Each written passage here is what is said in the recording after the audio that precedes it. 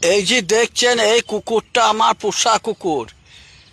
Daily 250 মাংস ছাঁট ওকে সেদ্ধ করে নুন লঙ্কা দিয়ে দিতে হয়, তবেই খায়। কিন্তু ভালো মাছ, ভালো মাংস ওকে তো কিনে দেবার আমার ক্ষমতা নাই, এটা যা দিই তাই খাই। এক কুকুরটা এত সাহস,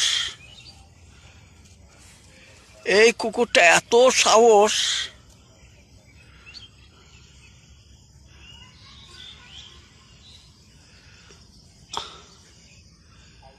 দেখুনটা, কুকুরটা কত লজ্জা দেখুন।